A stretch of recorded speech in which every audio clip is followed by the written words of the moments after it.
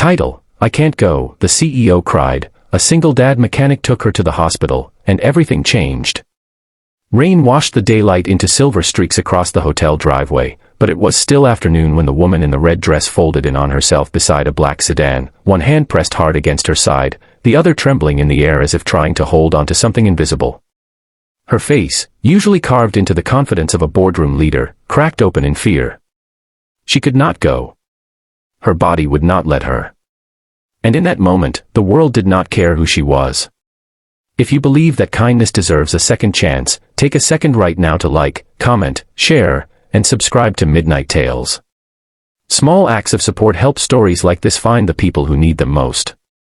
Across the street, beneath the open bay of a modest auto shop, Aaron Holt wiped grease from his hands and saw the collapse happen in real time.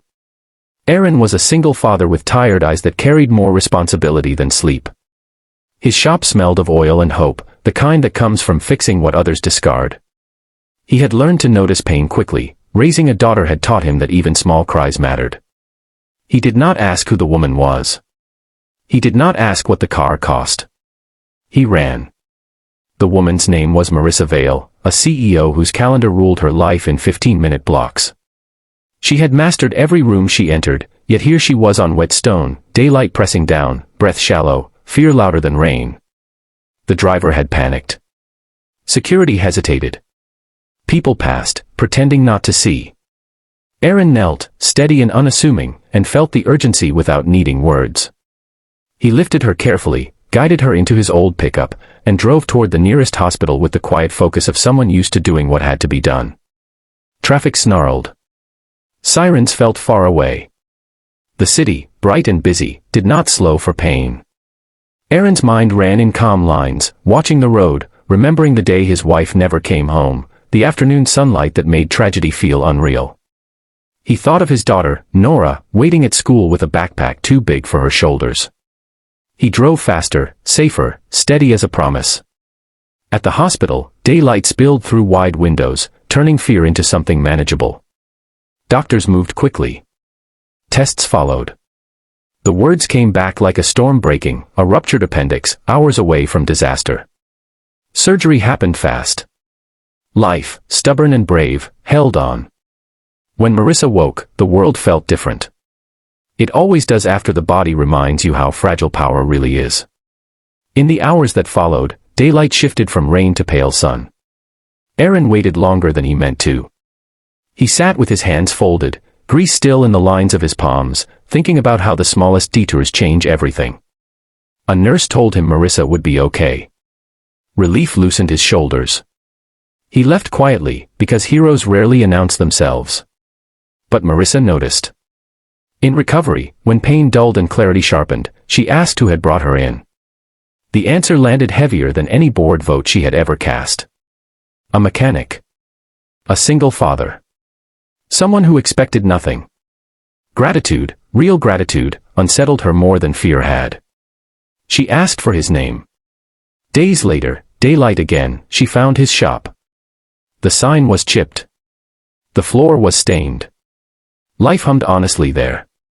Aaron was under a hood, fixing a car that would not be missed by anyone important. Marissa stood awkwardly, a woman learning how to be small in the right way. She saw photos on the wall of a little girl missing 2 front teeth, smiling like the sun. Something opened in her chest. Marissa's life had been built on control. She had inherited a company in crisis, survived rooms that tested her, and learned to armor herself with results. What she had not learned was how to receive kindness without turning it into a transaction. She tried anyway. She offered help, then stopped, embarrassed by how empty offers can sound. Aaron listened without judgment. He did not want rescuing. He wanted time. Time with his daughter. Time to keep the shop alive. Time that always seemed more expensive than money. The change did not come in a grand gesture. It came in daylight meetings and careful choices. Marissa learned about the shop's struggle with rising rents and shrinking margins. She learned about Nora's asthma, about afternoons spent in waiting rooms lit by windows too bright for worry. She learned how close Aaron lived to the edge of losing everything, and how gently he carried that weight. Weeks passed. Daylight grew warmer. Marissa went back to her world, but something in her stayed in that shop. She began asking different questions at work, questions about people, about the hidden costs of efficiency. She redirected a small part of the company's community budget, not as charity, but as partnership. Training programs. Fair contracts. Support that did not humiliate. Erin's shop became a pilot, not because it was special, but because it was honest. The day the papers were signed, the sun poured in through the shop windows like approval. Erin did not become rich. He became secure. He hired help. He fixed cars and taught skills. Nora sat at a desk in the corner after school, doing homework in a place that smelled like effort and safety. Marissa visited sometimes, not as a savior, but as a friend who learned where she belonged when the world stripped her titles away. Just before the ending, a special request for you: please comment the word kindness if you believe small choices can change entire lives. The true transformation, though, happened quietly. It happened in Marissa's home, where evenings grew softer. It happened in Erin's chest, where fear loosened its grip. It happened in Nora's laughter, which filled the shop in daylight and echoed long after the doors closed. It happened in a city that never noticed, because miracles rarely announce themselves. Near the end of that summer, Marissa stood outside the hospital again, this time in sunshine, healthy and unafraid.